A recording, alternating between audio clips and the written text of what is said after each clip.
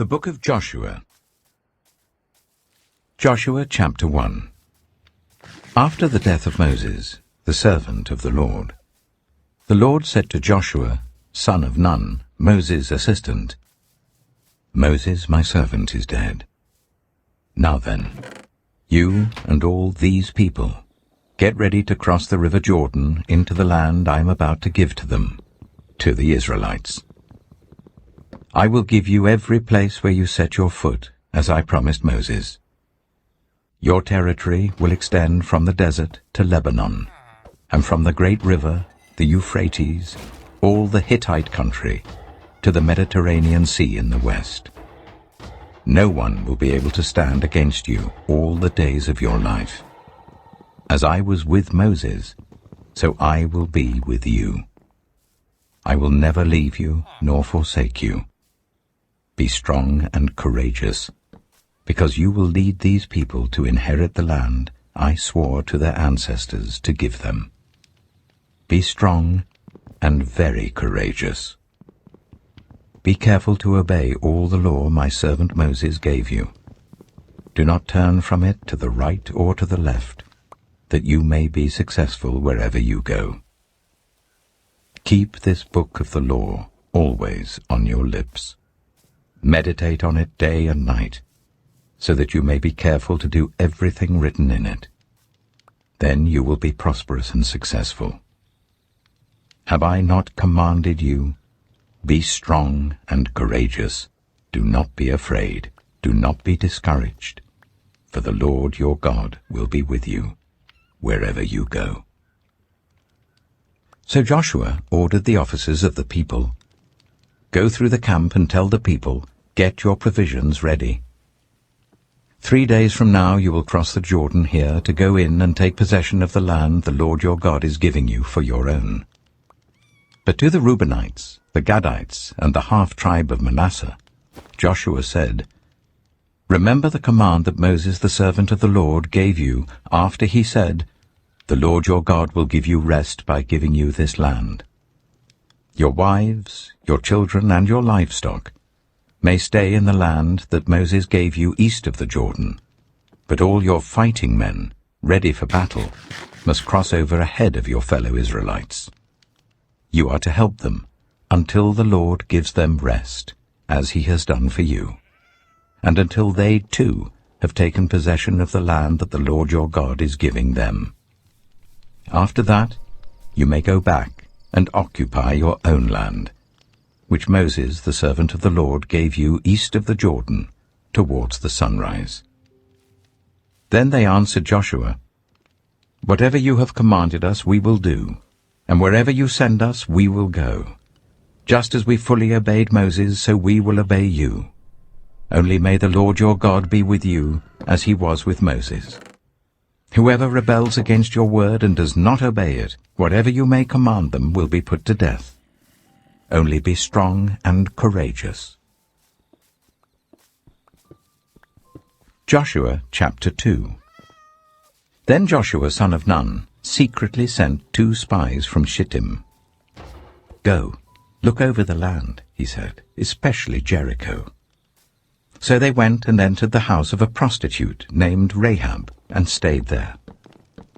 The king of Jericho was told, Look, some of the Israelites have come here tonight to spy out the land.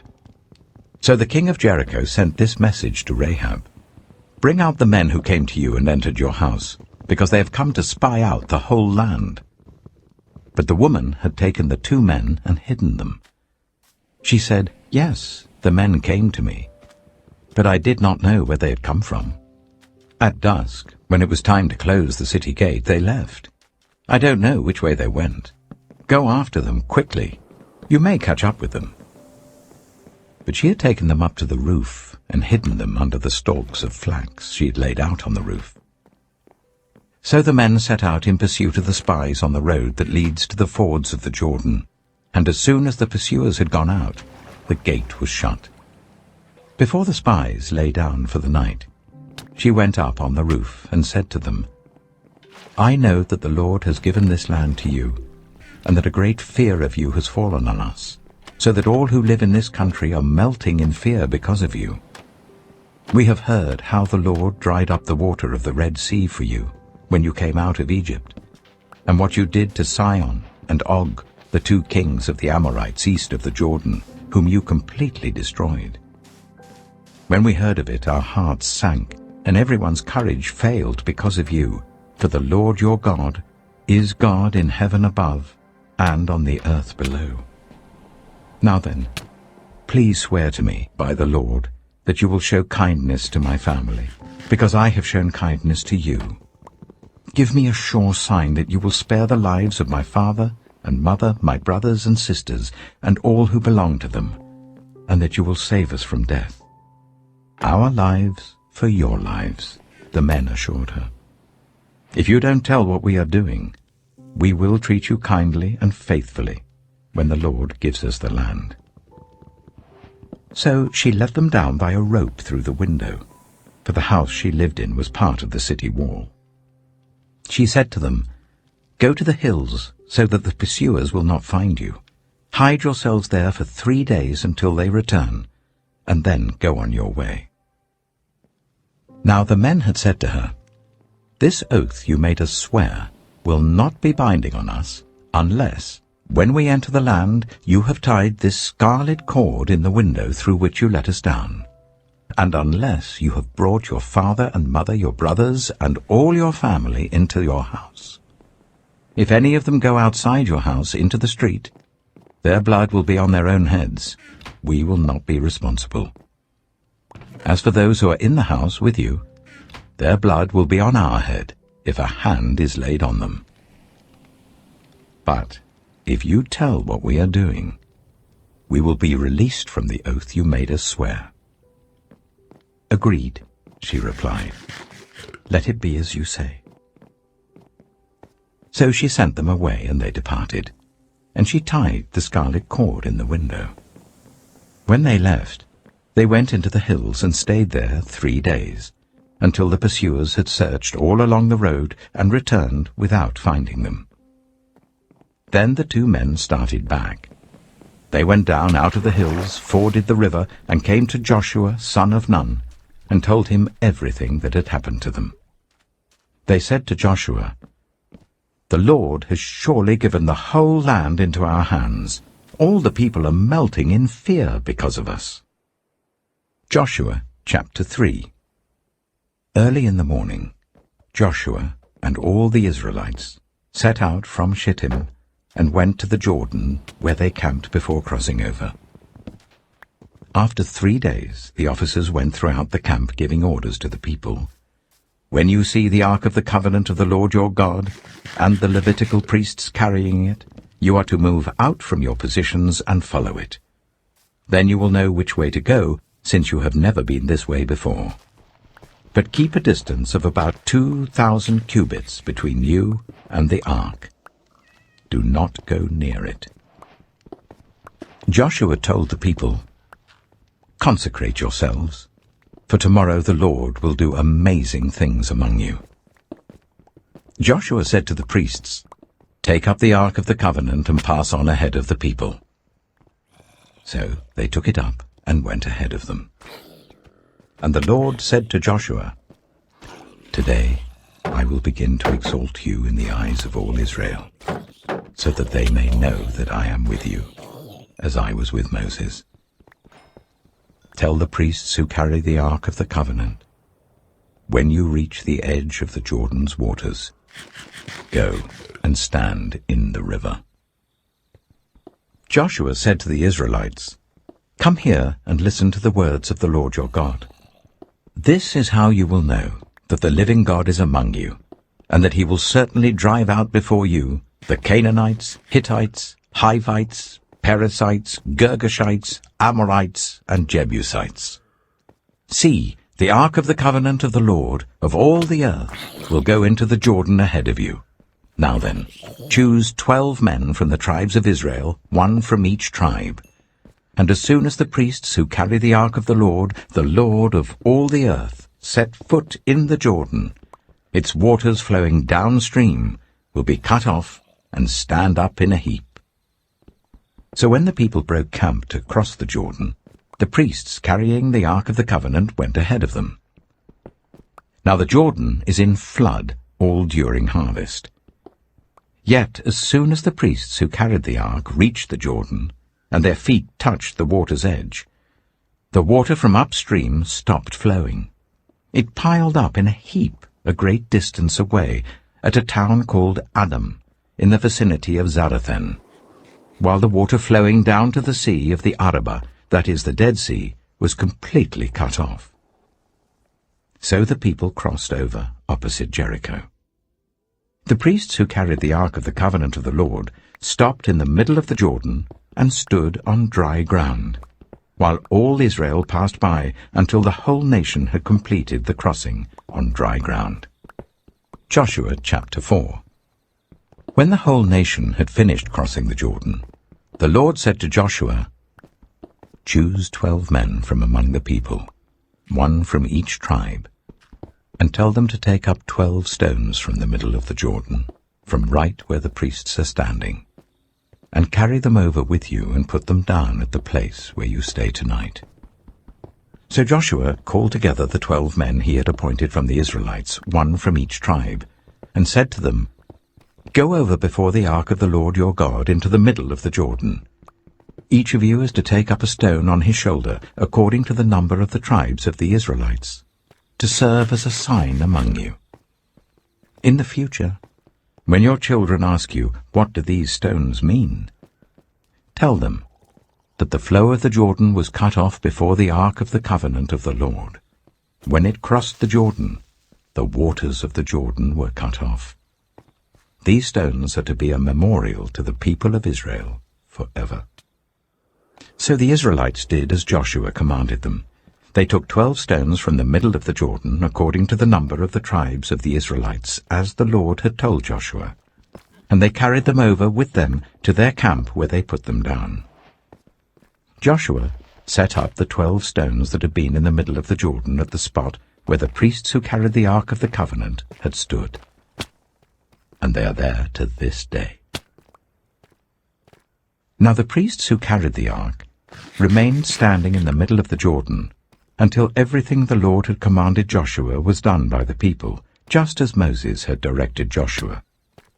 The people hurried over, and as soon as all of them had crossed, the ark of the Lord and the priests came to the other side while the people watched. The men of Reuben, Gad, and the half-tribe of Manasseh crossed over, ready for battle, in front of the Israelites, as Moses had directed them. About 40,000 armed for battle crossed over before the Lord to the plains of Jericho for war. That day the Lord exalted Joshua in the sight of all Israel, and they stood in awe of him all the days of his life, just as they had stood in awe of Moses. Then the Lord said to Joshua, "Command the priests carrying the Ark of the Covenant law to come up out of the Jordan." So Joshua commanded the priests, "Come up out of the Jordan." And the priests came up out of the river carrying the Ark of the Covenant of the Lord. No sooner had they set their feet on the dry ground than the waters of the Jordan returned to their place and ran in flood as before. On the 10th day of the 1st month, the people went up from the Jordan and camped at Gilgal on the eastern border of Jericho. And Joshua set up at Gilgal the 12 stones they had taken out of the Jordan. He said to the Israelites, "In the future, when your descendants ask their parents, 'What do these stones mean?' tell them, 'Israel crossed the Jordan on dry ground.' For the Lord your God dried up the Jordan before you until you had crossed over. The Lord your God did to the Jordan what he had done to the Red Sea, when he dried it up before us until we had crossed over. He did this so that all the peoples of the earth might know that the hand of the Lord is powerful, and so that you might always fear the Lord your God." Joshua chapter 5. Now when all the Amorite kings west of the Jordan, and all the Canaanite kings along the coast, heard how the Lord had dried up the Jordan before the Israelites until they had crossed over, their hearts melted in fear, and they no longer had the courage to face the Israelites. At that time, the Lord said to Joshua, "Make flint knives and circumcise the Israelites again." So Joshua made flint knives and circumcised the Israelites at Gibeath-Haaraloth. Now this is why he did so. All those who came out of Egypt, all the men of military age, died in the wilderness on the way after leaving Egypt. All the people that came out had been circumcised, but all the people born in the wilderness during the journey from Egypt had not. The Israelites had moved about in the wilderness for 40 years, until all the men who were of military age when they left Egypt had died, since they had not obeyed the Lord. For the Lord had sworn to them that they would not see the land that he had solemnly promised their ancestors to give us, a land flowing with milk and honey. So he raised up their sons in their place, and these were the ones Joshua circumcised. They were still uncircumcised because they had not been circumcised on the way. And after the whole nation had been circumcised, they remained where they were in camp until they were healed. Then the Lord said to Joshua, "Today I have rolled away the reproach of Egypt from you." So the place has been called Gilgal to this day. On the evening of the 14th day of the month, while camped at Gilgal on the plains of Jericho, the Israelites celebrated the Passover. The day after the Passover, that very day, they ate some of the produce of the land, unleavened bread and roasted grain. The manna stopped the day after they ate this food from the land. There was no longer any manna for the Israelites, but that year they ate the produce of Canaan. Now when Joshua was near Jericho, he looked up and saw a man standing in front of him with a drawn sword in his hand. Joshua went up to him and asked, "Are you for us or for our enemies?" "Neither," he replied, "but as commander of the army of the Lord I have now come." Then Joshua fell face down to the ground in reverence and asked him, "What message does my Lord have for his servant?" The commander of the Lord's army replied, "Take off your sandals, for the place where you are standing is holy." And Joshua did so. Joshua chapter 6. Now the gates of Jericho were securely barred because of the Israelites. No one went out, and no one came in. Then the Lord said to Joshua, "See, I have delivered Jericho into your hands along with its king and its fighting men. March round the city once with all the armed men. Do this for 6 days. Make 7 priests carry trumpets of ram's horns in front of the ark. On the 7th day, march round the city 7 times, with the priests blowing the trumpets. When you hear them sound a long blast on the trumpets, make the whole army give a loud shout. Then the wall of the city will collapse, and the army will go up, everyone straight in." So Joshua, son of Nun, called the priests and said to them, "Take up the ark of the covenant of the Lord and make 7 priests carry trumpets in front of it." And he ordered the army, "Advance, march round the city with an armed guard going ahead of the ark of the Lord." When Joshua had spoken to the people, the 7 priests carrying the 7 trumpets before the Lord went forwards, blowing their trumpets, and the ark of the Lord's covenant followed them. The armed guard marched ahead of the priests who blew the trumpets, and the rear guard followed the ark. All this time the trumpets were sounding. But Joshua had commanded the army, "Do not give a war cry, do not raise your voices, do not say a word until the day I tell you to shout. Then shout." So he had the ark of the Lord carried round the city, circling it once. Then the army returned to camp and spent the night there. Joshua got up early the next morning, and the priests took up the ark of the Lord. The 7 priests carrying the 7 trumpets went forwards, marching before the ark of the Lord and blowing the trumpets. The armed men went ahead of them, and the rear guard followed the ark of the Lord while the trumpets kept sounding. So on the 2nd day they marched round the city once and returned to the camp.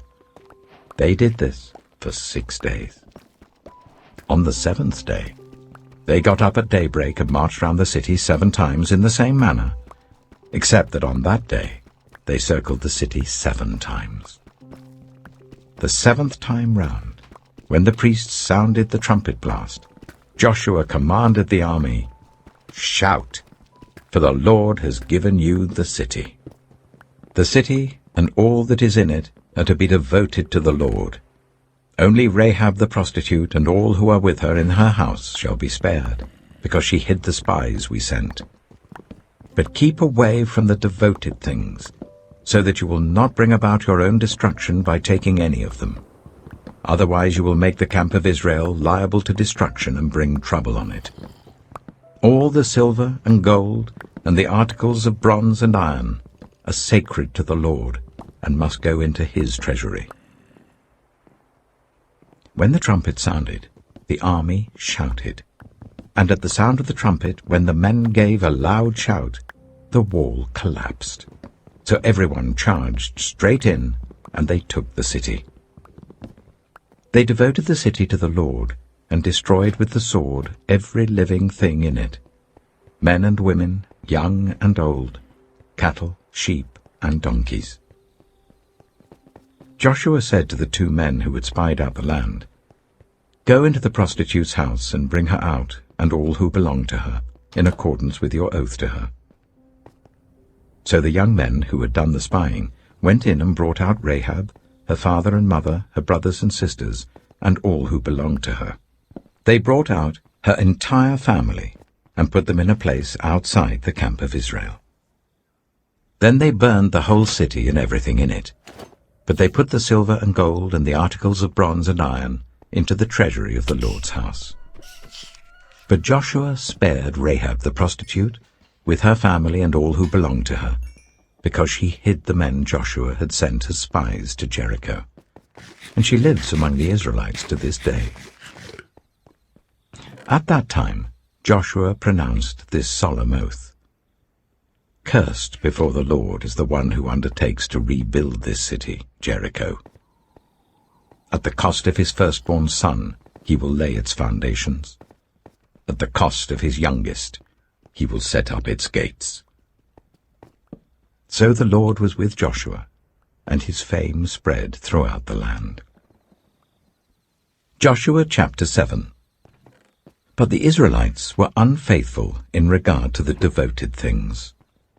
Achan, son of Carmi, the son of Zimri, the son of Zerah, of the tribe of Judah, took some of them. So the Lord's anger burned against Israel. Now Joshua sent men from Jericho to Ai, which is near Beth-aven, to the east of Bethel, and told them, "Go up and spy out the region." So the men went up and spied out Ai. When they returned to Joshua, they said, "Not all the army will have to go up against Ai. Send 2,000 or 3,000 men to take it, and do not weary the whole army, for only a few people live there." So about 3,000 went up. But they were routed by the men of Ai, who killed about 36 of them. They chased the Israelites from the city gate as far as the stone quarries, and struck them down on the slopes. At this, the hearts of the people melted in fear and became like water. Then Joshua tore his clothes and fell face down to the ground before the ark of the Lord, remaining there till evening. The elders of Israel did the same and sprinkled dust on their heads. And Joshua said, "Alas, sovereign Lord, why did you ever bring this people across the Jordan to deliver us into the hands of the Amorites to destroy us? If only we had been content to stay on the other side of the Jordan. Pardon your servant, Lord. What can I say now that Israel has been routed by its enemies? The Canaanites and the other people of the country will hear about this, and they will surround us and wipe out our name from the earth. What then will you do for your own great name?" The Lord said to Joshua, "Stand up. What are you doing down on your face? Israel has sinned. They have violated my covenant which I commanded them to keep. They have taken some of the devoted things. They have stolen, they have lied, they have put them with their own possessions. That is why the Israelites cannot stand against their enemies. They turn their backs and run, because they have been made liable to destruction. I will not be with you any more, unless you destroy whatever among you is devoted to destruction. Go, consecrate the people. Tell them, consecrate yourselves in preparation for tomorrow. For this is what the Lord, the God of Israel, says. There are devoted things among you, Israel. You cannot stand against your enemies until you remove them.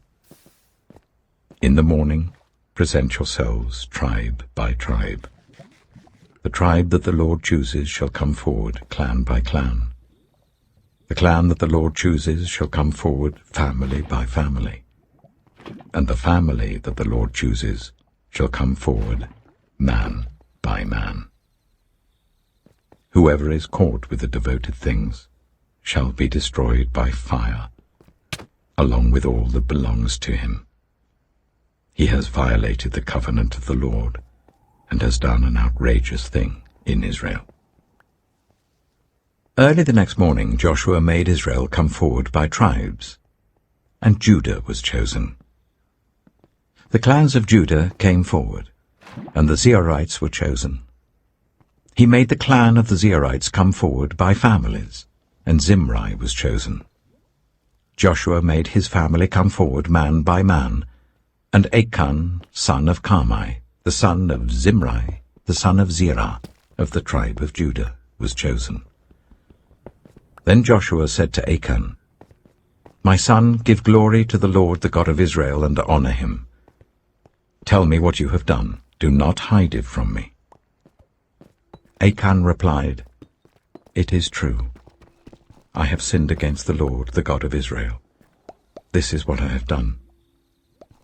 When I saw in the plunder a beautiful robe from Babylonia, 200 shekels of silver and a bar of gold weighing 50 shekels, I coveted them and took them. They are hidden in the ground inside my tent with the silver underneath. So Joshua sent messengers, and they ran to the tent, and there it was, hidden in his tent with the silver underneath. They took the things from the tent, brought them to Joshua, and all the Israelites, and spread them out before the Lord. Then Joshua, together with all Israel, took Achan, son of Zerah, the silver, the robe, the gold bar, his sons and daughters, his cattle, donkeys and sheep, his tent, and all that he had, to the valley of Achor. Joshua said, Why have you brought this trouble on us? The Lord will bring trouble on you today. Then all Israel stoned him, and after they had stoned the rest, they burned them. Over Achan they heaped up a large pile of rocks, which remains to this day. Then the Lord turned from his fierce anger. Therefore that place has been called the Valley of Achor ever since. Joshua chapter 8. Then the Lord said to Joshua, Do not be afraid, do not be discouraged. Take the whole army with you and go up and attack Ai. For I have delivered into your hands the king of Ai, his people, his city, and his land.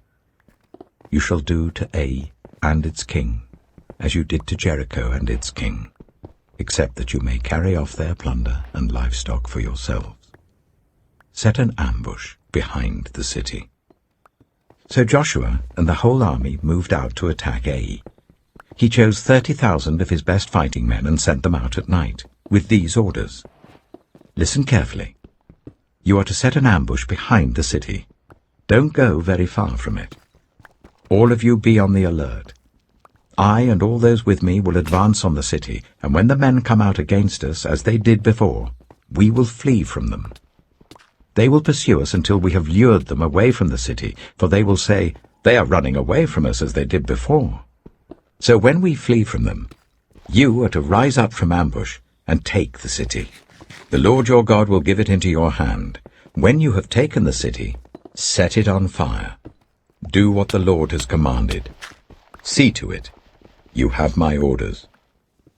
Then Joshua sent them off, and they went to the place of ambush and lay in wait between Bethel and Ai, to the west of Ai, But Joshua spent that night with the people. Early the next morning, Joshua mustered his army, and he and the leaders of Israel marched before them to Ai. The entire force that was with him marched up and approached the city and arrived in front of it. They set up camp north of Ai, with the valley between them and the city. Joshua had taken about 5,000 men and set them in ambush between Bethel and Ai to the west of the city. So the soldiers took up their positions, with the main camp to the north of the city and the ambush to the west of it. That night Joshua went into the valley. When the king of Ai saw this, he and all the men of the city hurried out early in the morning to meet Israel in battle at a certain place overlooking the Arabah. But he did not know that an ambush had been set against him behind the city. Joshua and all Israel let themselves be driven back before them, and they fled towards the wilderness. All the men of Ai were called to pursue them, and they pursued Joshua and were lured away from the city. Not a man remained in Ai or Bethel who did not go after Israel. They left the city open and went in pursuit of Israel. Then the Lord said to Joshua, "Hold out towards Ai the javelin that is in your hand, for into your hand I will deliver the city." So Joshua held out towards the city the javelin that was in his hand. As soon as he did this, the men in the ambush rose quickly from their position and rushed forward. They entered the city and captured it and quickly set it on fire.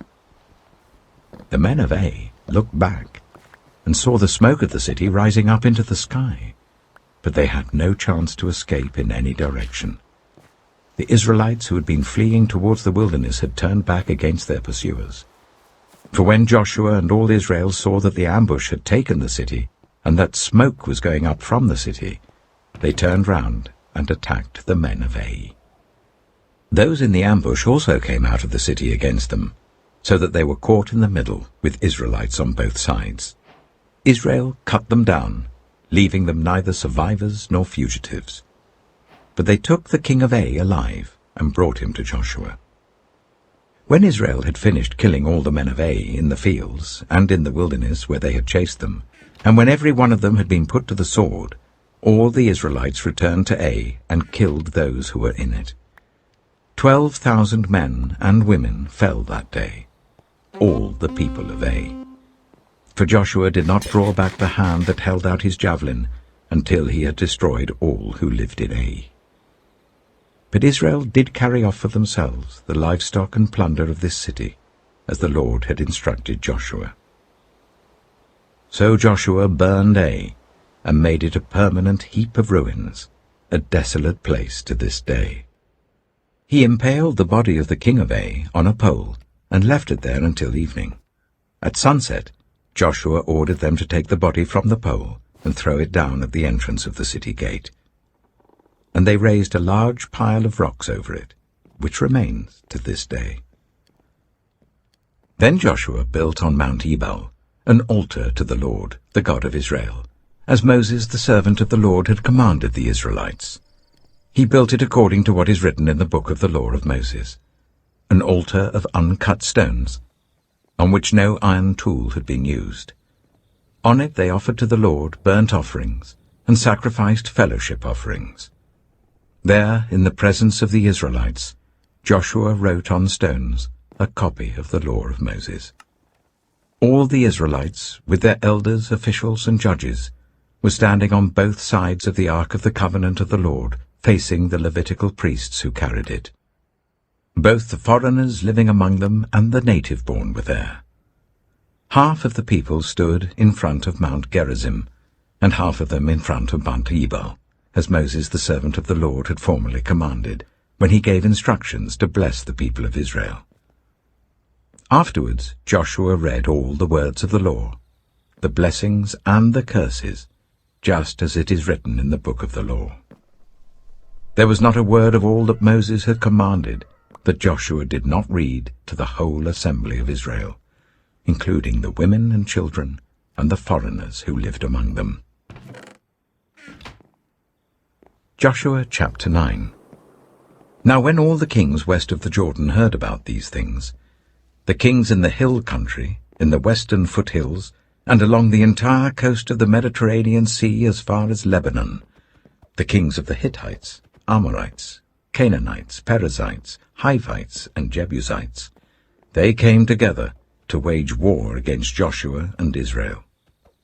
However, when the people of Gibeon heard what Joshua had done to Jericho and Ai, they resorted to a ruse. They went as a delegation whose donkeys were loaded with worn-out sacks and old wineskins, cracked and mended.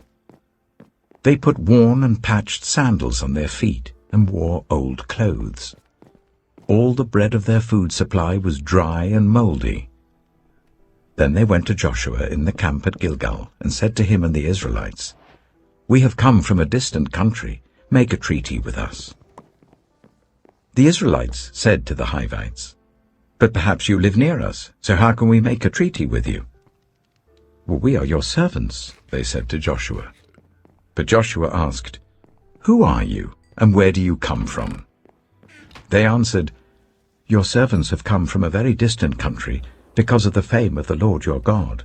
For we have heard reports of him, all that he did in Egypt, and all that he did to the 2 kings of the Amorites east of the Jordan, Sihon king of Heshbon, and Og king of Bashan, who reigned in Ashtaroth.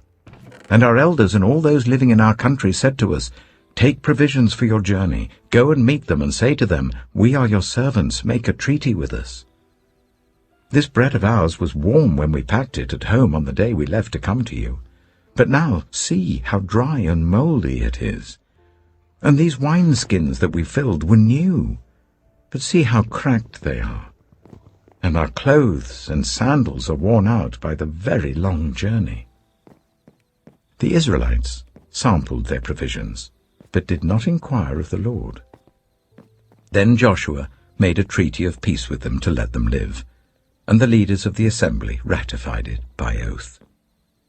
3 days after they made the treaty with the Gibeonites, the Israelites heard that they were neighbors, living near them. So the Israelites set out, and on the 3rd day came to their cities, Gibeon, Kephirah, Beeroth, and Kiriath-Jearim. But the Israelites did not attack them, because the leaders of the assembly had sworn an oath to them by the Lord, the God of Israel. The whole assembly grumbled against the leaders, but all the leaders answered, "We have given them our oath by the Lord, the God of Israel, and we cannot touch them now. This is what we will do to them. We will let them live, so that God's wrath will not fall on us for breaking the oath we swore to them." They continued, "Let them live, but let them be woodcutters and water carriers in the service of the whole assembly." So the leaders' promise to them was kept. Then Joshua summoned the Gibeonites and said, "Why did you deceive us by saying, 'We live a long way from you,' while actually you live near us? You are now under a curse. You will never be released from service as woodcutters and water carriers for the house of my God." They answered Joshua, "Your servants were clearly told how the Lord your God had commanded his servant Moses to give you the whole land and to wipe out all its inhabitants from before you. So we feared for our lives because of you, and that is why we did this. We are now in your hands. Do to us whatever seems good and right to you." So Joshua saved them from the Israelites, and they did not kill them. That day he made the Gibeonites woodcutters and water carriers for the assembly, to provide for the needs of the altar of the Lord at the place the Lord would choose. And that is what they are to this day. Joshua chapter 10. Now Adoni-Zedek, king of Jerusalem, heard that Joshua had taken Ai and totally destroyed it, doing to Ai and its king as he had done to Jericho and its king, and that the people of Gibeon had made a treaty of peace with Israel and had become their allies. He and his people were very much alarmed at this, because Gibeon was an important city, like one of the royal cities. It was larger than Ai, and all its men were good fighters. So Adoni-Zedek, king of Jerusalem, appealed to Hoham, king of Hebron, Piram, king of Jarmuth, Japhiah, king of Lachish, and Debir, king of Eglon. "Come up and help me attack Gibeon," he said. because it has made peace with Joshua and the Israelites. Then the 5 kings of the Amorites, the kings of Jerusalem, Hebron, Jarmuth, Lachish, and Eglon, joined forces. They moved up with all their troops and took up positions against Gibeon and attacked it. The Gibeonites then sent word to Joshua in the camp at Gilgal, "Do not abandon your servants. Come up to us quickly and save us. Help us, because all the Amorite kings from the hill country have joined forces against us." So Joshua marched up from Gilgal with his entire army, including all the best fighting men. The Lord said to Joshua, "Do not be afraid of them. I have given them into your hand. Not one of them will be able to withstand you." After an all-night march from Gilgal, Joshua took them by surprise. The Lord threw them into confusion before Israel. So Joshua and the Israelites defeated them completely at Gibeon. Israel pursued them all along the road going up to Beth-horon, and cut them down all the way to Azekah and Makkedah. As they fled before Israel on the road down from Beth-horon to Azekah, the Lord hurled large hailstones down on them, and more of them died from the hail than were killed by the swords of the Israelites. On the day the Lord gave the Amorites over to Israel, Joshua said to the Lord in the presence of Israel, "Sun, stand still over Gibeon, and you, moon, over the valley of Ajalon." So the sun stood still, and the moon stopped, till the nation avenged itself on its enemies, as it is written in the book of Jasher. The sun stopped in the middle of the sky, and delayed going down about a full day. There has never been a day like it before or since, a day when the Lord listened to a human being. Surely the Lord was fighting for Israel.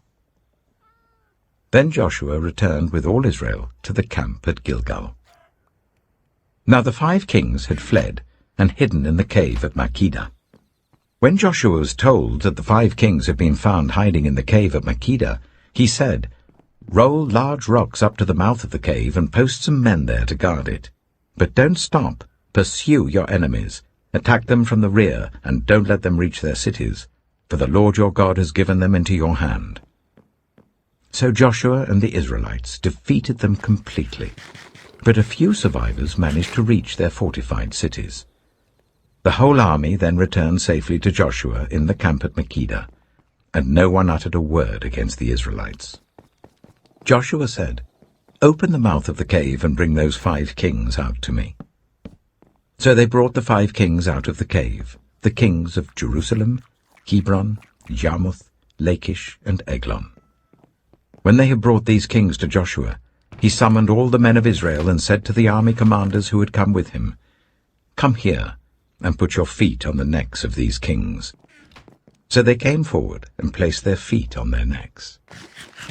Joshua said to them, "Do not be afraid, do not be discouraged. Be strong and courageous. This is what the Lord will do to all the enemies you are going to fight." Then Joshua put the kings to death and exposed their bodies on 5 poles, and they were left hanging on the poles until evening. At sunset, Joshua gave the order, and they took them down from the poles and threw them into the cave where they had been hiding. At the mouth of the cave, they placed large rocks, which are there to this day. That day, Joshua took Makkedah.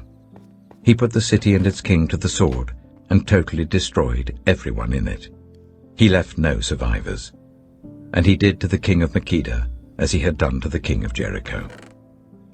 Then Joshua and all Israel with him moved on from Makkedah to Libnah and attacked it. The Lord also gave that city and its king into Israel's hand. The city and everyone in it Joshua put to the sword. He left no survivors there, and he did to its king as he had done to the king of Jericho. Then Joshua and all Israel with him moved on from Libnah to Lachish. He took up positions against it and attacked it. The Lord gave Lachish into Israel's hands, and Joshua took it on the 2nd day. The city and everyone in it he put to the sword, just as he had done to Libnah. Meanwhile, Horam, king of Gezer, had come up to help Lachish, but Joshua defeated him and his army until no survivors were left. Then Joshua and all Israel with him moved on from Lachish to Eglon. They took up positions against it and attacked it. They captured it that same day and put it to the sword and totally destroyed everyone in it, just as they had done to Lachish. Then Joshua and all Israel with him went up from Eglon to Hebron and attacked it. They took the city and put it to the sword together with its king, its villages, and everyone in it. They left no survivors. Just as at Eglon, they totally destroyed it and everyone in it. Then Joshua and all Israel with him turned round and attacked Debir. They took the city, its king, and its villages, and put them to the sword. Everyone in it they totally destroyed. They left no survivors. They did to Debir and its king as they had done to Libnah and its king, and to Hebron. So Joshua subdued the whole region, including the hill country, the Negev, the western foothills, and the mountain slopes, together with all their kings. He left no survivors. He totally destroyed all who breathed, just as the Lord, the God of Israel, had commanded. Joshua subdued them from Kadesh Barnea to Gaza, and from the whole region of Goshen to Gibeon. All these kings and their lands Joshua conquered in one campaign, because the Lord, the God of Israel, fought for Israel. Then Joshua returned with all Israel to the camp at Gilgal. Joshua chapter 11. When Jabin, king of Hazor, heard of this, he sent word to Jobab, king of Madon, to the kings of Shimron and Akshaph, and to the northern kings who were in the mountains, in the Arabah south of Kinnereth, in the western foothills, and in Naphoth Dor on the west, to the Canaanites in the east and west, to the Amorites, Hittites, Perizzites, and Jebusites in the hill country, and to the Hivites below Hermon in the region of Mizpah. They came out with all their troops, and a large number of horses and chariots, a huge army, as numerous as the sand on the seashore.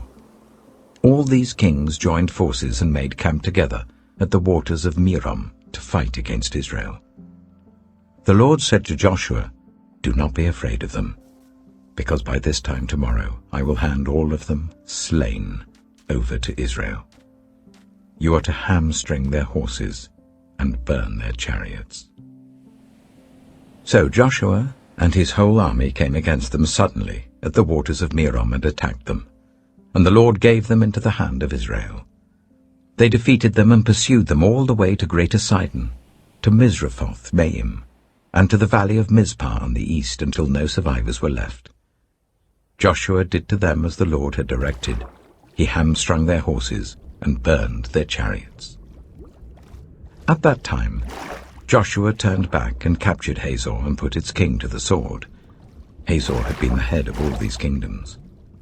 Everyone in it they put to the sword. They totally destroyed them, not sparing anyone that breathed, and he burned Hazor itself. Joshua took all these royal cities and their kings and put them to the sword. He totally destroyed them, as Moses, the servant of the Lord, had commanded. Yet Israel did not burn any of the cities built on their mounds, except Hazor, which Joshua burned. The Israelites carried off for themselves all the plunder and livestock of these cities, but all the people they put to the sword, until they completely destroyed them, not sparing anyone that breathed. As the Lord commanded his servant Moses, so Moses commanded Joshua, and Joshua did it. He left nothing undone of all that the Lord commanded Moses. So Joshua took this entire land, the hill country, all the Negev, the whole region of Goshen, the western foothills, the Arabah, and the mountains of Israel with their foothills, from Mount Halak, which rises towards Seir, to Baal Gad in the valley of Lebanon below Mount Hermon. He captured all their kings and put them to death. Joshua waged war against all these kings for a long time. Except for the Hivites living in Gibeon, not one city made a treaty of peace with the Israelites, who took them all in battle. For it was the Lord himself who hardened their hearts to wage war against Israel, so that he might destroy them totally, exterminating them without mercy, as the Lord had commanded Moses. At that time Joshua went and destroyed the Anakites from the hill country, from Hebron, Debir, and Anab, from all the hill country of Judah, and from all the hill country of Israel. Joshua totally destroyed them and their towns. No Anakites were left in Israelite territory. Only in Gaza, Gath, and Ashdod did any survive. So Joshua took the entire land, just as the Lord had directed Moses, and he gave it as an inheritance to Israel, according to their tribal divisions. Then the land had rest from war. Joshua chapter 12. These are the kings of the land whom the Israelites had defeated, and whose territory they took over east of the Jordan, from the Arnon Gorge to Mount Hermon, including all the eastern side of the Arabah. Sihon, king of the Amorites, who reigned in Heshbon. He ruled from Aroer on the rim of the Arnon Gorge, from the middle of the gorge to the river Jabbok, which is the border of the Ammonites. This included half of Gilead. He also ruled over the eastern Arabah, from the Sea of Galilee to the Sea of Arabah, that is the Dead Sea, to Beth Jeshimoth, and then southward below the slopes of Pisgah. And the territory of Og, king of Bashan, one of the last of the Rephaites, who reigned in Ashtaroth and Edrei. He ruled over Mount Hermon, Salakah, all of Bashan, to the border of the people of Geshur and Maacah, and half of Gilead to the border of Sihon, king of Heshbon. Moses, the servant of the Lord, and the Israelites conquered them. And Moses, the servant of the Lord, gave their land to the Reubenites, the Gadites, and the half-tribe of Manasseh, to be their possession. Here is a list of the kings of the land that Joshua and the Israelites conquered on the west side of the Jordan, from Baal-Gad in the valley of Lebanon to Mount Halak, which rises towards Seir. Joshua gave their lands as an inheritance to the tribes of Israel according to their tribal divisions. The lands included the hill country, the western foothills, the Arabah, the mountain slopes, the wilderness, and the Negev. These were the lands of the Hittites, Amorites, Canaanites, Perizzites, Hivites, and Jebusites. These were the kings. The king of Jericho, 1. The king of Ai, near Bethel, 1. The king of Jerusalem, 1. The king of Hebron, 1. The king of Jarmuth, 1. The king of Lachish, 1. The king of Eglon, 1. The king of Gezer, 1. The king of Debir, 1. The king of Gede, 1. The king of Hormah, 1. The king of Arad, 1. The king of Libnah, 1. The king of Adullam, 1. The king of Makkedah, 1. The king of Bethel, 1. The king of Tappuah, 1. The king of Hepher, 1. The king of Aphek, 1. The king of Lasharon, 1. The king of Madon, 1. The king of Hazor, 1. The king of Shimron-Meron, 1. The king of Akshaph, 1. The king of Teanach, 1. The king of Megiddo, 1. The king of Kedesh, 1. The king of Jokneam in Carmel, 1. The king of Dor in Naphoth Dor, 1. The king of Goyim in Gilgal, 1. The king of Tirzah, 1. 31 kings in all. Joshua chapter 13. When Joshua had grown old, the Lord said to him, "You are now very old, and there are still very large areas of land to be taken over. This is the land that remains, all the regions of the Philistines and Geshurites, from the river Shihor on the east of Egypt to the territory of Ekron in the north, all of it counted as Canaanite, though held by 5 Philistine rulers in Gaza, Ashdod, Ashkelon, Gath, and Ekron, the territory of the Avites on the south, all the land of the Canaanites, from Arah of the Sidonians, as far as Aphek and the border of the Amorites, the area of Byblos, and all Lebanon to the east, from Baal-Gad below Mount Hermon to Lebo Hamath. As for all the inhabitants of the mountain regions from Lebanon to Mishrephoth-Maim, that is all the Sidonians, I myself will drive them out before the Israelites. Be sure to allocate this land to Israel for an inheritance as I have instructed you, and divide it as an inheritance among the 9 tribes and half of the tribe of Manasseh. The other half of Manasseh, the Reubenites and the Gadites, had received the inheritance that Moses had given them east of the Jordan, as he, the servant of the Lord, had assigned it to them. It extended from Aroer, on the rim of the Arnon Gorge, and from the town in the middle of the gorge, and included the whole plateau of Medeba as far as Dibon, and all the towns of Sihon, king of the Amorites, who ruled in Heshbon, out to the border of the Ammonites. It also included Gilead, the territory of the people of Geshur, and Maacah, all of Mount Hermon, and all Bashan, as far as Salakah, that is, the whole kingdom of Og in Bashan, who had reigned in Ashtaroth and Edrei. He was the last of the Rephaites. Moses had defeated them and taken over their land, but the Israelites did not drive out the people of Geshur and Maacah, so they continue to live among the Israelites to this day. But to the tribe of Levi he gave no inheritance, since the food offerings presented to the Lord, the God of Israel, are their inheritance as he promised them. This is what Moses had given to the tribe of Reuben according to its clans: the territory from Aroer on the rim of the Arnon Gorge, and from the town in the middle of the gorge, and the whole plateau past Medeba to Heshbon, and all its towns on the plateau, including Dibon, Bamoth Baal, Beth Baal Meon, Jahaz, Kedemoth, Mephaath, Kiriathaim, Sibmah, Zereth Shahar on the hill in the valley, Beth Peor, the slopes of Pisgah, and Beth Jeshimoth, all the towns on the plateau, and the entire realm of Sihon king of the Amorites who ruled at Heshbon. Moses had defeated him and the Midianite chiefs, Evi, Rechem, Zur, Hur, and Reba, princes allied with Sihon, who lived in that country. In addition to those slain in battle, the Israelites had put to the sword Balaam son of Beor, who practiced divination. The boundary of the Reubenites was the bank of the Jordan. These towns and their villages were the inheritance of the Reubenites according to their clans. This is what Moses had given to the tribe of Gad according to its clans: the territory of Jazer, all the towns of Gilead and half the Ammonite country, as far as Aroer near Rabbah, and from Heshbon to Ramath Mizpah and Betonim, and from Mahanaim to the territory of Debir. And in the valley, Beth-Haram, Beth-Nimrah, Succoth, and Zaphon with the rest of the realm of Sihon king of Heshbon, the east side of the Jordan, the territory up to the end of the Sea of Galilee. These towns and their villages were the inheritance of the Gadites according to their clans.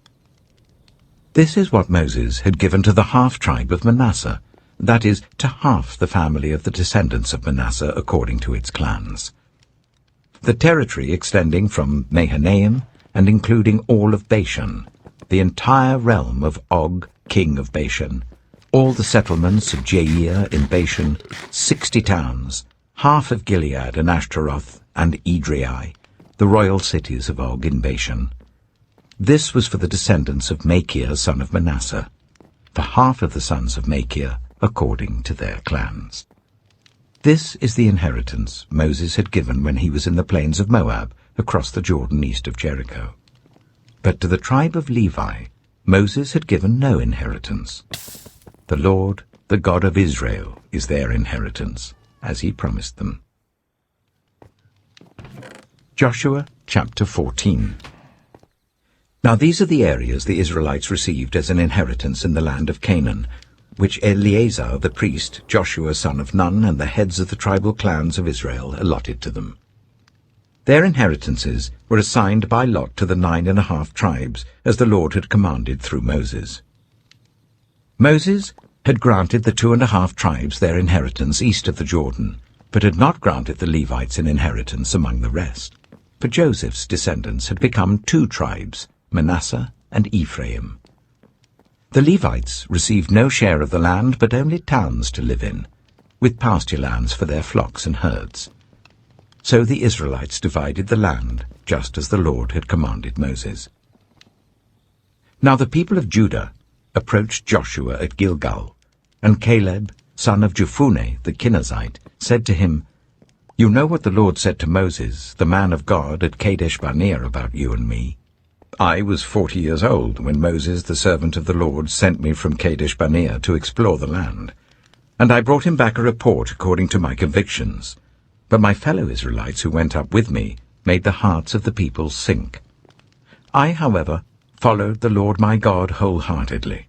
So on that day Moses swore to me, 'The land on which your feet have walked will be your inheritance, and that of your children forever, because you have followed the Lord my God wholeheartedly.' Now then, just as the Lord promised, he has kept me alive for 45 years since the time he said this to Moses, while Israel moved about in the wilderness.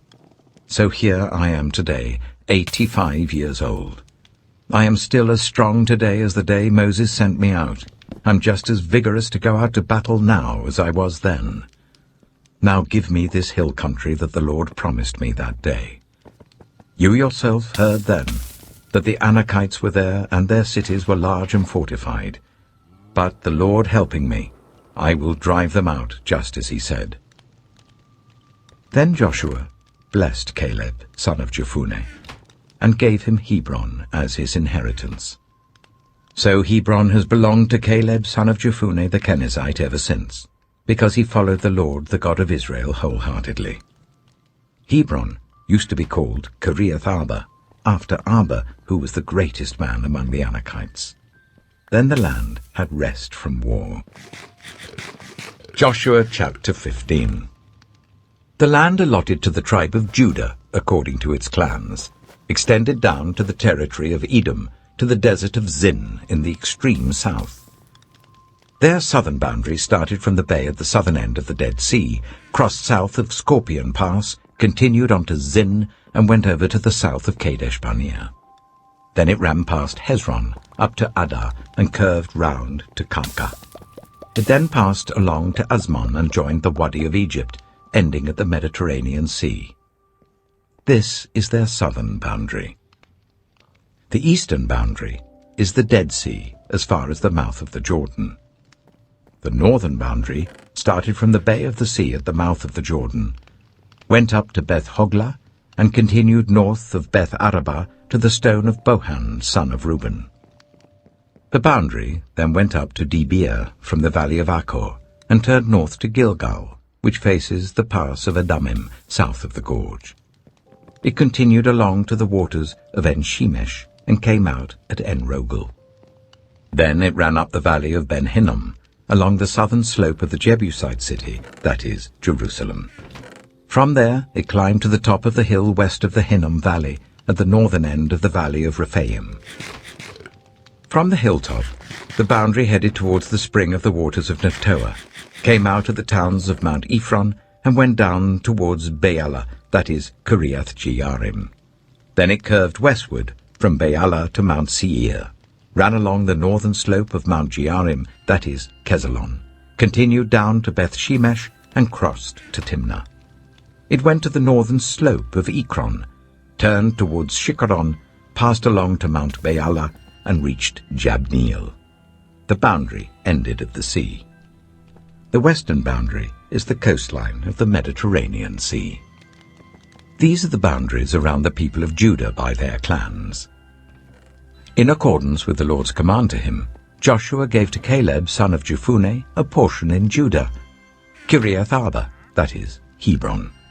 Arba was the forefather of Anak. From Hebron, Caleb drove out the 3 Anakites, Shishai, Ahiman, and Talmai, the sons of Anak. From there he marched against the people living in Debir, formerly called Kiriath-sephir, and Caleb said, "I will give my daughter Aksah in marriage to the man who attacks and captures Kiriath-sephir." Othniel, son of Kenaz, Caleb's brother, took it. So Caleb gave his daughter Aksah to him in marriage.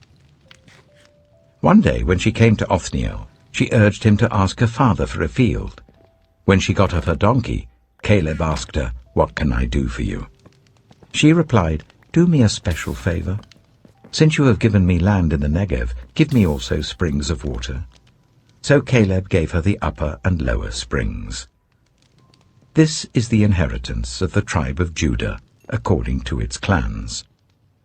The southernmost towns of the tribe of Judah in the Negev towards the boundary of Edom were Kabzeel, Eder, Jagar, Kainah, Dimona, Adada, Kedesh, Hazor, Ithnan, Ziph, Telem, Bealoth, Hazor Hadattah, Karioth Hezron, that is Hazor, Ammon, Shema, Malada, Hazar-Gada, Heshmon, Beth-Pelet, Hazar-Shual, Beersheba, Baiziothia, Baalah, Lethem, Ezem, El-Tolad, Kizel, Hormah, Ziklag, Madmannah, Sansannah, Lebaoth, Shilhim, Ain, and Rimmon, a total of 29 towns and their villages.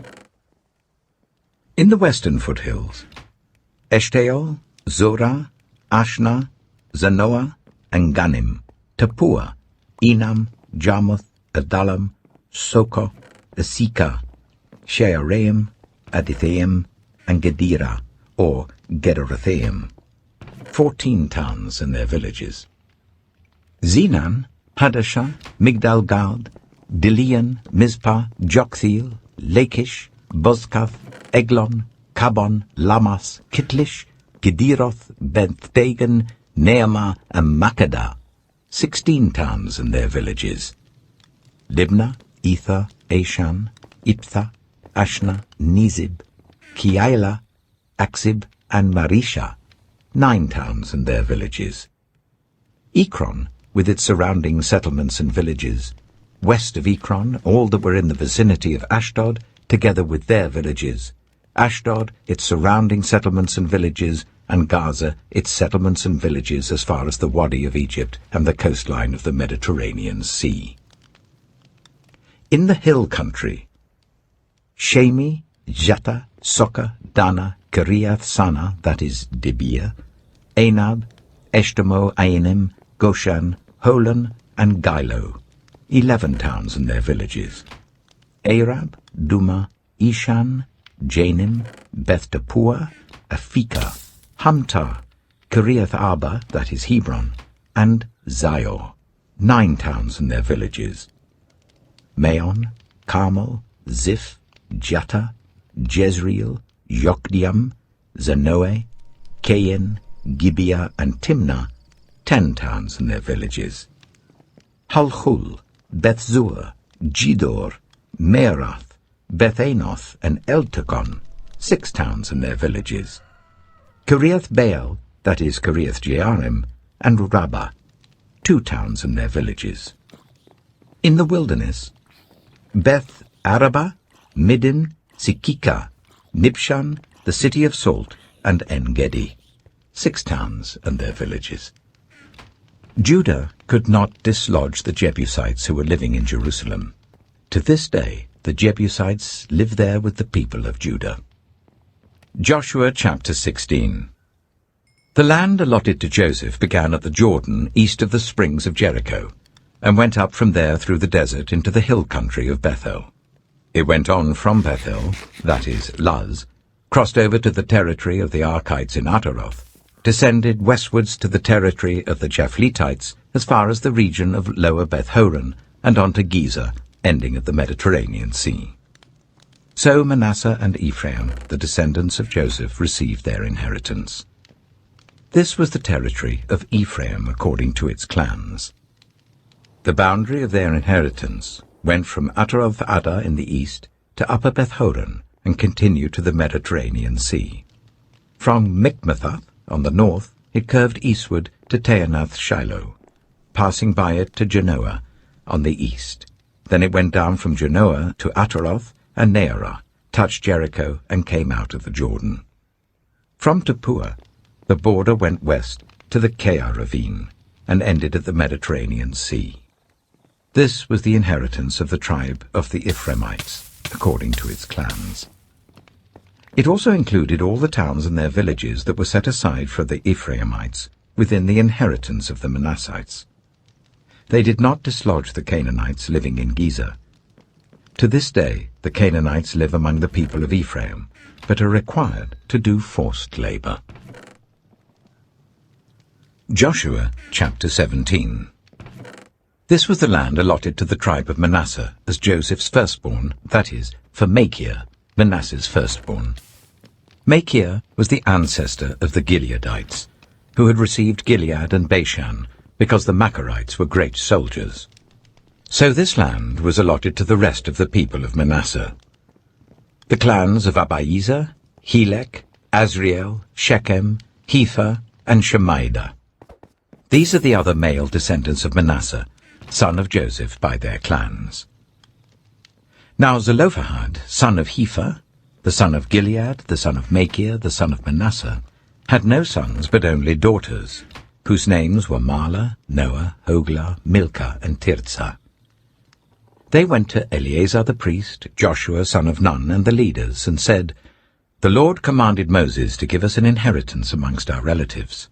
So Joshua gave them an inheritance along with the brothers of their father, according to the Lord's command. Manasseh's share consisted of 10 tracts of land, besides Gilead and Bashan east of the Jordan, because the daughters of the tribe of Manasseh received an inheritance among the sons. The land of Gilead belonged to the rest of the descendants of Manasseh. The territory of Manasseh extended from Asher to Michmethath east of Shechem. The boundary ran southward from there to include the people living at En-Tappuah. Manasseh had the land of Tappuah, but Tappuah itself on the boundary of Manasseh belonged to the Ephraimites. Then the boundary continued south to the Cana ravine. There were towns belonging to Ephraim lying among the towns of Manasseh, but the boundary of Manasseh was the northern side of the ravine and ended at the Mediterranean Sea. On the south, the land belonged to Ephraim, on the north to Manasseh. The territory of Manasseh reached the Mediterranean Sea and bordered Asher on the north and Issachar on the east. Within Issachar and Asher, Manasseh also had Bethshan, Ibleam, and the people of Dor, Endor, Taanach, and Megiddo, together with their surrounding settlements. The third in the list is Naphoth. Yet the Manassites were not able to occupy these towns, for the Canaanites were determined to live in that region. However, when the Israelites grew stronger, they subjected the Canaanites to forced labor, but did not drive them out completely. The people of Joseph said to Joshua, "Why have you allotted us only one portion of land and one share for an inheritance? We are a numerous people, and the Lord has blessed us abundantly." "If you are so numerous," Joshua answered, "and if the hill country of Ephraim is too small for you, go up into the forest and clear land for yourselves, there in the land of the Perizzites and Rephaites." The people of Joseph replied, "The hill country is not enough for us, and all the Canaanites who live in the plain have chariots fitted with iron, both those in Bethshan and its settlements and those in the valley of Jezreel." But Joshua said to the tribes of Joseph, to Ephraim and Manasseh, "You are numerous and very powerful.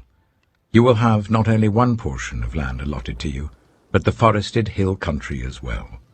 Clear it, and its farthest limits will be yours. Though the Canaanites have chariots fitted with iron, and though they are strong, you can drive them out." Joshua chapter 18. The whole assembly of the Israelites gathered at Shiloh and set up the tent of meeting there. The country was brought under their control, but there were still 7 Israelite tribes who had not yet received their inheritance. So Joshua said to the Israelites, "How long will you wait before you begin to take possession of the land that the Lord, the God of your ancestors, has given you? Appoint 3 men from each tribe. I will send them out to make a survey of the land and to write a description of it according to the inheritance of each. Then they will return to me. You are to divide the land into 7 parts. Judah is to remain in its territory on the south, and the tribes of Joseph in their territory on the north.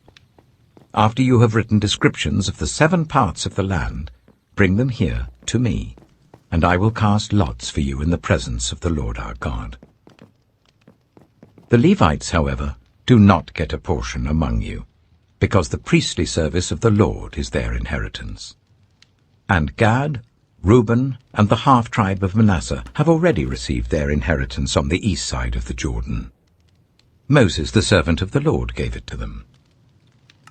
As the men started on their way to map out the land, Joshua instructed them, "Go and make a survey of the land and write a description of it. Then return to me, and I will cast lots for you here at Shiloh in the presence of the Lord." So the men left and went through the land. They wrote its description on a scroll, town by town, in 7 parts, and returned to Joshua in the camp at Shiloh. Joshua then cast lots for them in Shiloh in the presence of the Lord, and there he distributed the land to the Israelites, according to their tribal divisions.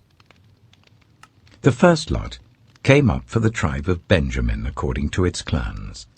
Their allotted territory lay between the tribes of Judah and Joseph.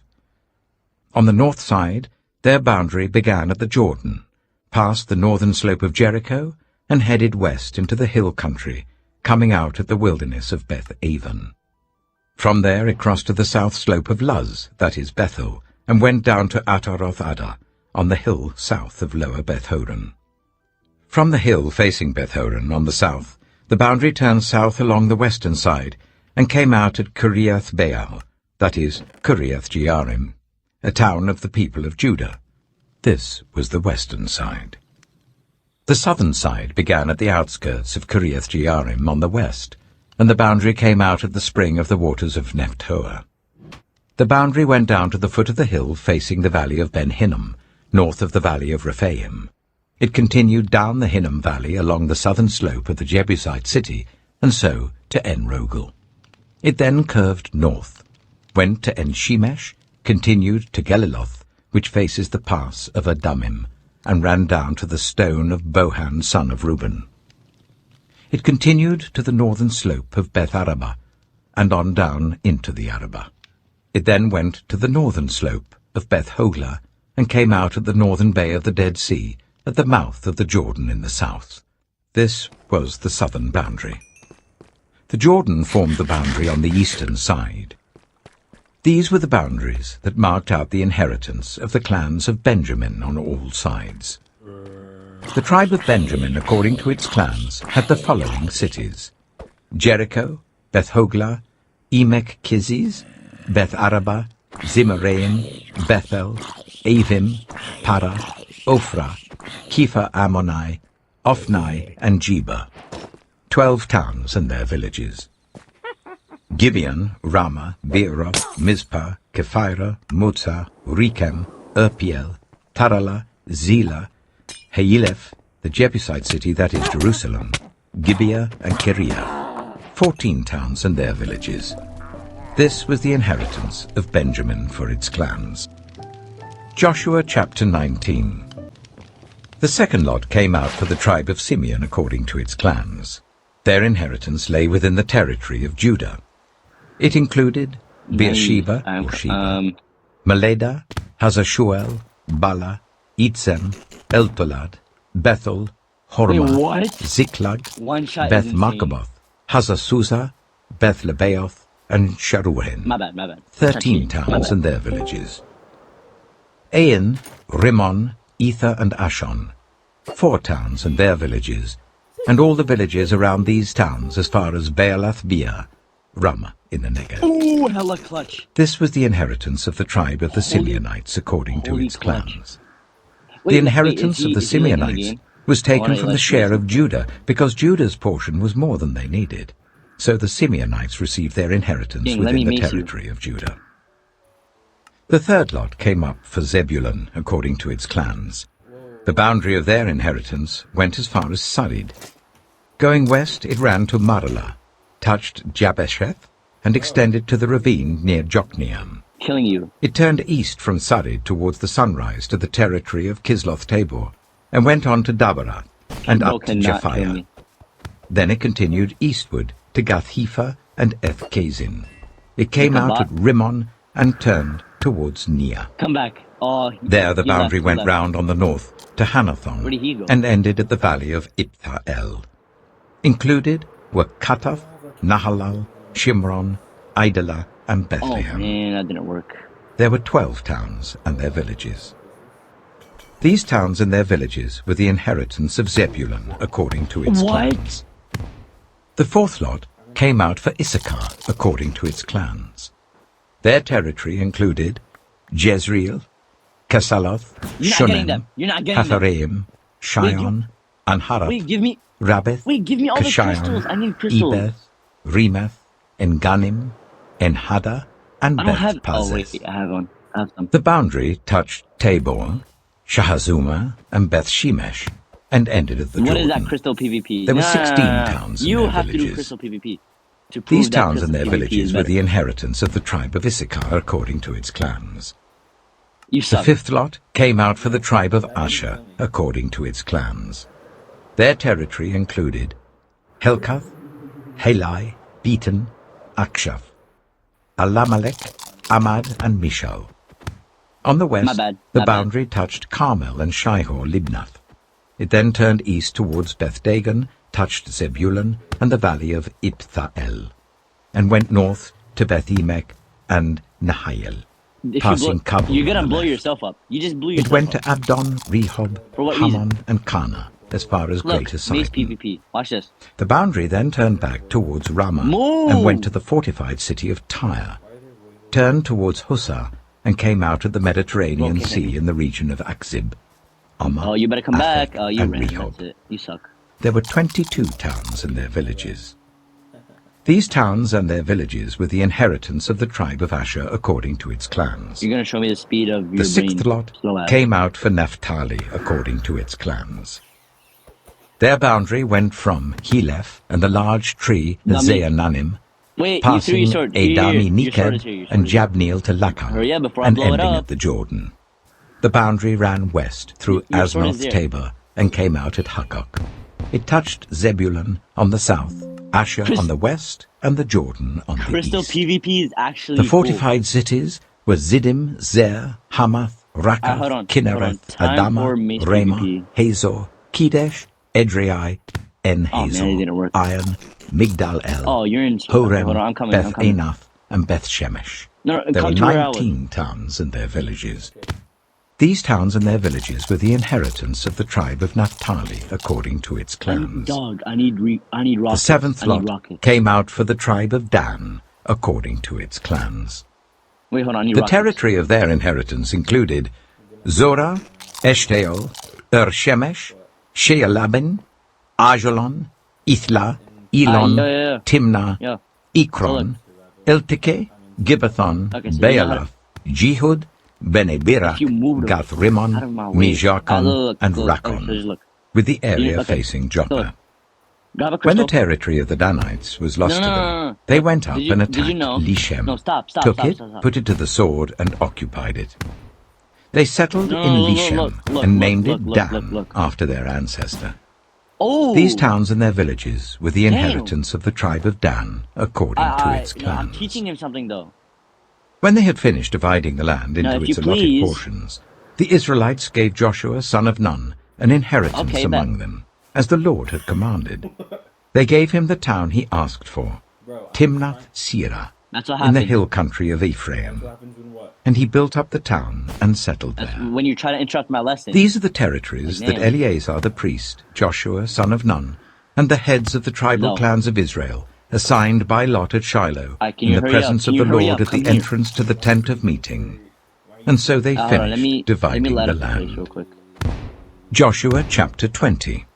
Alright, so come Then here, the let me show Lord you. Let said me show to you. Let me show you Joshua, how. Stop. Tell the Israelites to Stop. designate So the look, cities stop. of I said stop. refuge, as I instructed Look. you through Moses, Can you fucking so that stop? anyone who Alright, so kills a look. person accidentally Did you know- and unintentionally may flee Did you- there sorry, and I'm find sorry, I'm sorry, I'm protection sorry. from the Look, avenger of did blood. you know you don't have When they to flee to one of these Stop. cities, Pay they are to attention. stand in the entrance of the Pay city attention. gate and state So their look, case pay- before the elders Did you know of that that you city. don't have to go on the top? Then the elders are to admit the Okay. fugitive into their You can city just look. and You can provide a just place put to it live on the among obsidian them. block. You could put it on the If the side of the avenger obsidian of block, blood comes and in it'll still go on pursuit, top. the elders must not surrender And the look, fugitive, look. because the fugitive killed their neighbor There we go. unintentionally Look, so when and I show without you- malice aforethought. They are to stay in that city until they have stood trial before the assembly, No, and look. until the death No, of the no, high dude, are you priest who dumb? is serving at that No. time. No, Then for they you, may it go doesn't back do to any their own damage home because you're in the behind an town from obsidian which they block. fled. And look, you see this? So they set Oh my apart God. I was Kedesh on in top of it. Galilee That in the doesn't hill count. country of Naphtali, Shechem in the hill country of You're a Ephraim, and Kiriath Arba, Oh, that that was is you? Hebron, in the hill country of Judah. East of the Jordan, on the other side from Jericho, they designated Bezer in the wilderness on the plateau in the tribe of Reuben, Ramoth in Gilead in the trying tribe to of hit Gad, Elias because and that's what he Golan in Bashan in the tribe of Manasseh. Any of the Israelites or any foreigner residing among them who killed someone accidentally could flee to these designated cities Not gonna lie, and don't not stop be moving. I killed wanna by see the if I can avenger hit of you. blood prior to standing trial before the assembly. Bruh. Joshua chapter 21. Hey, you're doing a good job.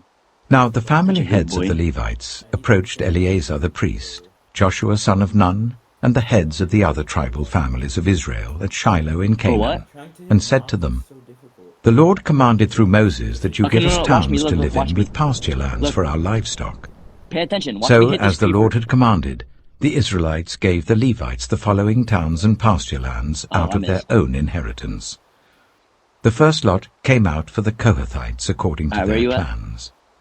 The Levites, who were descendants of Aaron the priest, were allotted 13 towns from the tribes of Judah, Simeon, and Benjamin. The rest of Kohath's descendants Where did you- were allotted 10 towns from the clans of the tribes of Ephraim, You made a big mistake, Dan, I'm not gonna and lie. half of Manasseh.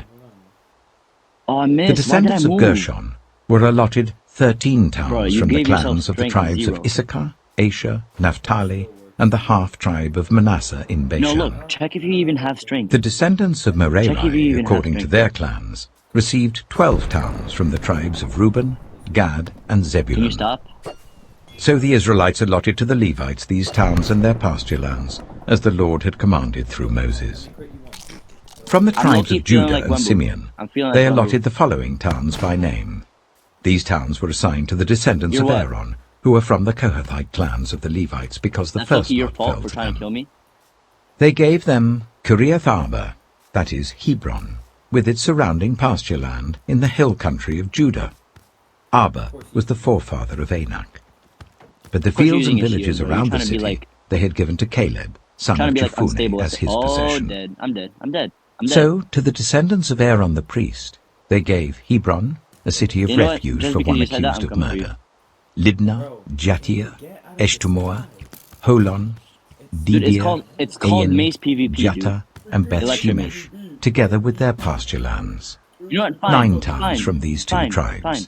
Yo, get out of the And sky, from the tribe dude. of Benjamin, Get out of the sky. they gave them Gibeon, Get out of the sky. Jeba, Anathoth, and Always using that Almah, shield, bro. together with their pasture lands. 4 towns. The total number of towns for the priests, the descendants of Aaron, came to 13, together with their pasture lands. The rest of the Kohathite clans of the Levites were allotted towns from the tribe of Ephraim. In the hill country of Ephraim, they were given If that Shechem, works, a city I'm gonna of be- refuge wait, for where do one you accused go? of murder, Stop and disappearing in Giza, front of my eyes. Kibzaim, and Beth-horon, Wait, time out. You have together strength, with their so it's not pasture fair. lands. 4 towns. Fine. Does it matter? Also, from the tribe of Dan, they received Eltekeh, Gibbethon, Ajalon, and Gathrimmon, together you with know their I'm not doing that pasture again. lands. 4 towns. You know you could just do From it off half of the one tribe block. of Manasseh they received Teanach that, no. and Gathrimmon, together with their pasture lands. Damn 2 it, that didn't work. towns. Wait, All wait, these stop, 10 choose, towns choose, and their choose. I want to show pasture you lands something. were given Look, to the rest of the I don't know how, Kohathite but look. clans. The Levite clans of the Gershonites Pockets were of given void. from the half-tribe of Manasseh, Golan in So I can Bashan, knock you- a city of refuge for one accused of murder, Work. and Be-Eshtaroth, together with close their at work. pasture lands. 2 towns. From the tribe of Issachar, Kishion, Dabera, Jarmuth, and En-Ganim, together with my their God, pasture that lands. flippin'- 4 towns. From the tribe of Asher, Mishal, Abdon, Helkath, and Rehob, Bruh, together with I'm their trying to- pasture lands. I'm 4 trying to potion towns. myself. From the tribe of Naphtali, Kedesh in Galilee, a city of refuge for one accused of murder, Hamoth Dor and Kartan, together with their pasture lands, 3 towns. The total number of towns of the Gershonite clans came to 13, together with their pasture lands. The Merarite clans, the rest of the Levites, were given from the tribe of Zebulun, Jokneam, Karta, Dimnah, and Nahalal, together I'm with their coming. pasture lands, I'm 4 coming towns. to save you. From the tribe I'm of coming to save Reuben, you. Bezer, Yay. Jahaz, In the meantime- Kedemoth, and Mephaeth, together with their pasture lands, 4 Okay, towns. let me teach you. From So the look. tribe of Gad, Ramoth in Gilead, So you put a city of slash refuge for one accused FX of murder, S, Mahanaim, Heshbon, then and you put Jazer, strength, together you with put their infinite, pasture lands, and 4 then you towns put a in 2. all. The total number of towns allotted to the Merarite bro. clans, who were the rest of the Levites, came to 12. The towns of the Levites in the territory held by the Israelites were 48 Already in gone all, through it, so like- together with their pasture lands. Each of these towns We had have built pasture this- lands surrounding it. This was true for all these towns. So the Lord gave Israel all the land he had sworn to give their ancestors, and they took possession of it and settled there. The Lord gave them rest on every side, just as he had sworn to their ancestors. Not one of their enemies withstood them. The Lord gave all their enemies into their hands. Not one of all the Lord's good promises to Israel failed. Every one was fulfilled. Joshua chapter 22. Then Joshua summoned the Reubenites, the Gadites, and the half-tribe of Manasseh, and said to them, You have done all that Moses, the servant of the Lord, commanded, and you have obeyed me in everything I commanded. For a long time now, to this very day, you have not deserted your fellow Israelites, but have carried out the mission the Lord your God gave you. Now that the Lord your God has given them rest as he promised, return to your homes in the land that Moses, the servant of the Lord, gave you on the other side of the Jordan. But be very careful to keep the commandment and the law that Moses, the servant of the Lord, gave you. To love the Lord your God, to walk in obedience to him, to keep his commands, to hold fast to him, and to serve him with all your heart and with all your soul. Then Joshua blessed them and sent them away, and they went to their homes. To the half-tribe of Manasseh, Moses had given land in Bashan, and to the other half of the tribe Joshua gave land on the west side of the Jordan along with their fellow Israelites. When Joshua sent them home, he blessed them, saying, Return to your homes with your great wealth, with large herds of livestock, with silver, gold, bronze, and iron, and a great quantity of clothing, and divide the plunder from your enemies with your fellow Israelites. So the Reubenites, the Gadites, and the half-tribe of Manasseh left the Israelites at Shiloh in Canaan to return to Gilead, their own land, which they had acquired in accordance with the command of the Lord through Moses. When they came to Geliloth, near the Jordan in the land of Canaan, the Reubenites, the Gadites, and the half-tribe of Manasseh built an imposing altar there by the Jordan. And when the Israelites heard that they had built the altar on the border of Canaan at Geliloth, near the Jordan on the Israelite side, the whole assembly of Israel gathered at Shiloh to go to war against them. So the Israelites sent Phinehas, son of Eleazar the priest, to the land of Gilead, to Reuben, Gad, and the half-tribe of Manasseh. With him they sent 10 of the chief men, one from each of the tribes of Israel, each the head of a family division among the Israelite clans. When they went to Gilead, to Reuben, Gad, and the half-tribe of Manasseh, they said to them, The whole assembly of the Lord says, How could you break faith with the God of Israel like this? How could you turn away from the Lord and build yourselves an altar in rebellion against him now? Was not the sin of Peor enough for us? Up to this very day we have not cleansed ourselves from that sin, even though a plague fell on the community of the Lord. And are you now turning away from the Lord? If you rebel against the Lord today, tomorrow he will be angry with the whole community of Israel. If the land you possess is defiled, come over to the Lord's land, where the Lord's tabernacle stands, and share the land with us. But do not rebel against the Lord or against us by building an altar for yourselves, other than the altar of the Lord our God. When Achan, son of Zerah, was unfaithful in regard to the devoted things, did not wrath come on the whole community of Israel? He was not the only one who died for his sin." Then Reuben, Gad, and the half-tribe of Manasseh replied to the heads of the clans of Israel, "The Mighty One, God the Lord, the Mighty One, God the Lord, He knows. And let Israel know. If this has been in rebellion or disobedience to the Lord, do not spare us this day.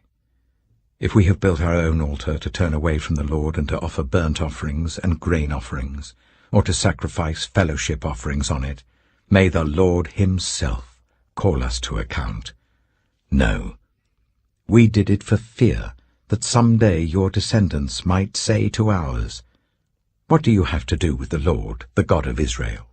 The Lord has made the Jordan a boundary between us and you Reubenites and Gadites. You have no share in the Lord.'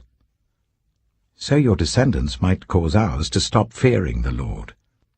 That is why we said, 'Let us get ready and build an altar,' but not for burnt offerings or sacrifices.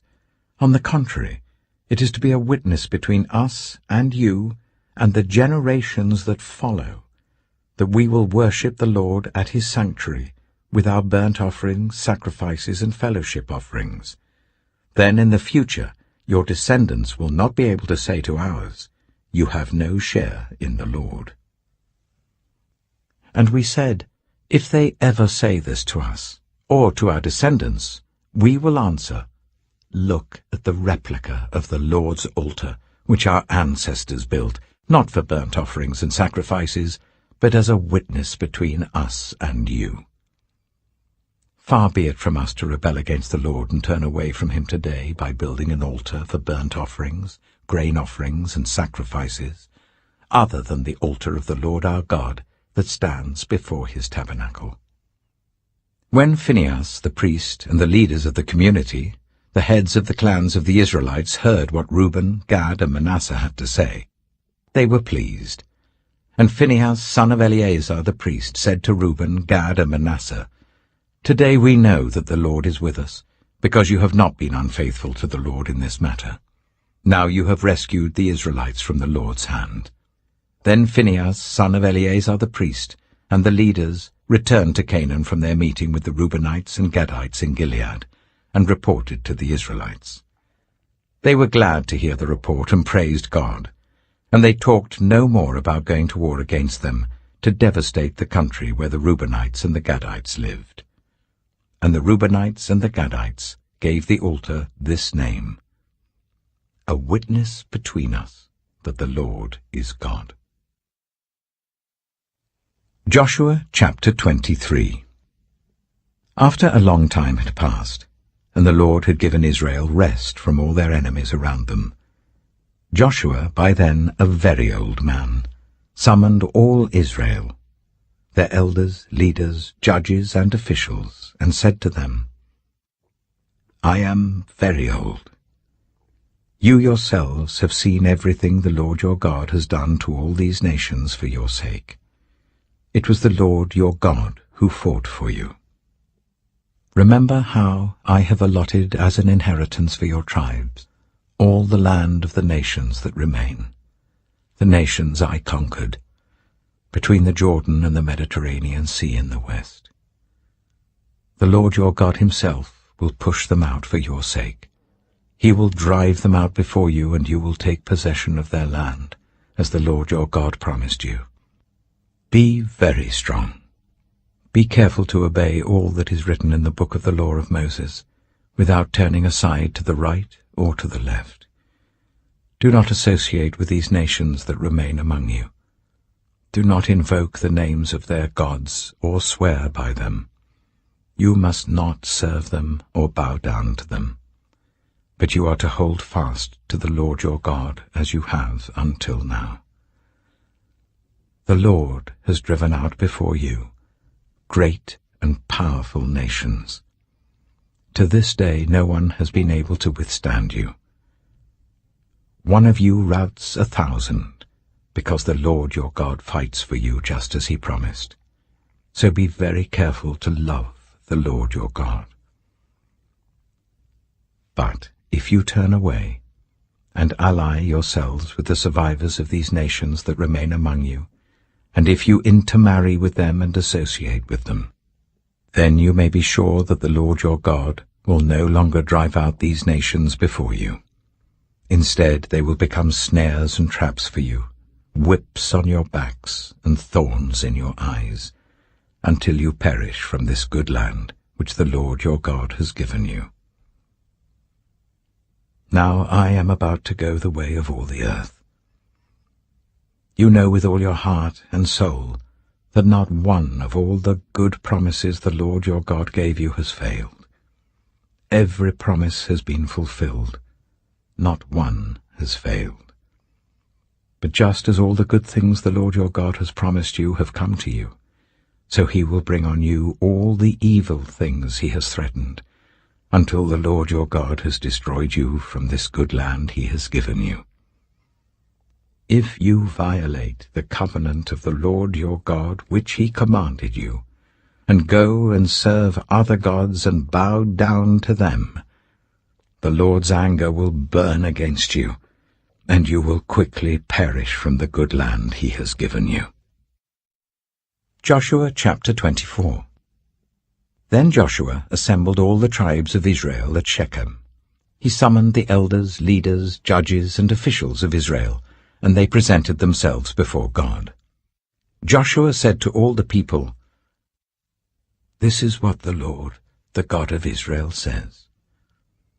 Long ago, your ancestors, including Terah, the father of Abraham and Nahor, lived beyond the river Euphrates and worshipped other gods. But I took your father Abraham from the land beyond the Euphrates and led him throughout Canaan and gave him many descendants. I gave him Isaac, and to Isaac I gave Jacob and Esau. I assigned the hill country of Seir to Esau, but Jacob and his family went down to Egypt. Then I sent Moses and Aaron, and I afflicted the Egyptians by what I did there, and I brought you out. When I brought your people out of Egypt, you came to the sea, and the Egyptians pursued them with chariots and horsemen as far as the Red Sea. But they cried to the Lord for help, and he put darkness between you and the Egyptians. He brought the sea over them and covered them. You saw with your own eyes what I did to the Egyptians. Then you lived in the wilderness for a long time. I brought you to the land of the Amorites who lived east of the Jordan. They fought against you, but I gave them into your hands. I destroyed them from before you, and you took possession of their land.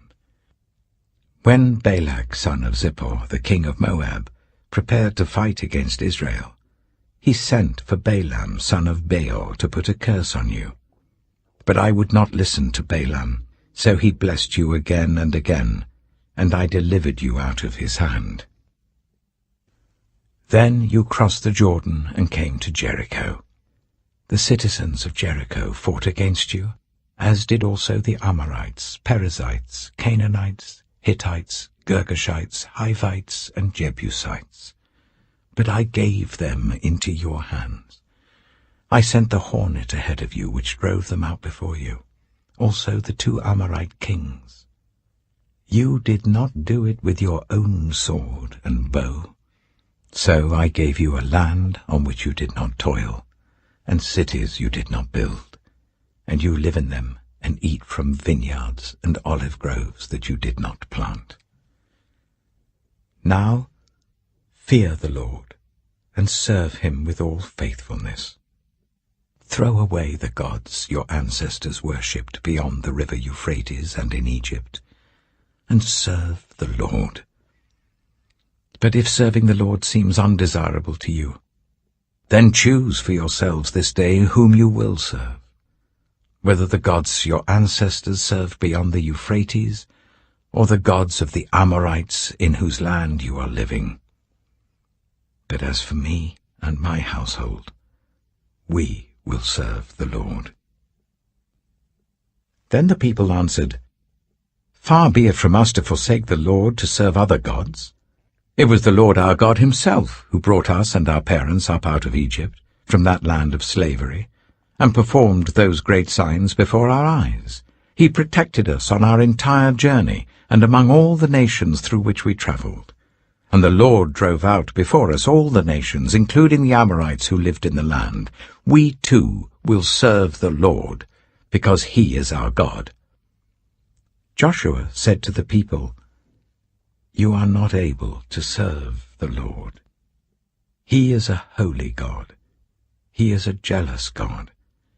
He will not forgive your rebellion and your sins. If you forsake the Lord and serve foreign gods, he will turn and bring disaster on you and make an end of you, after he has been good to you." But the people said to Joshua, "No, we will serve the Lord." Then Joshua said, "You are witnesses against yourselves that you have chosen to serve the Lord." "Yes, we are witnesses," they replied. "Now then," said Joshua, "throw away the foreign gods that are among you, and yield your hearts to the Lord, the God of Israel." And the people said to Joshua, "We will serve the Lord our God and obey him." On that day Joshua made a covenant for the people, and there at Shechem he reaffirmed for them decrees and laws. And Joshua recorded these things in the book of the law of God. Then he took a large stone and set it up there under the oak near the holy place of the Lord. "See," he said to all the people, "this stone will be a witness against us. It has heard all the words the Lord has said to us. It will be a witness against you if you are untrue to your God." Then Joshua dismissed the people, each to their own inheritance. After these things, Joshua, son of Nun, the servant of the Lord, died at the age of 110. And they buried him in the land of his inheritance, at Timnath-Serah, in the hill country of Ephraim, north of Mount Gaash. Israel served the Lord throughout the lifetime of Joshua and of the elders who outlived him and who had experienced everything the Lord had done for Israel. And Joseph's bones, which the Israelites had brought up from Egypt, were buried at Shechem in the tract of land that Jacob bought for 100 pieces of silver from the sons of Hamor, the father of Shechem. This became the inheritance of Joseph's descendants. And Eleazar, son of Aaron, died and was buried at Gibeah, which had been allotted to his son Phinehas in the hill country of Ephraim.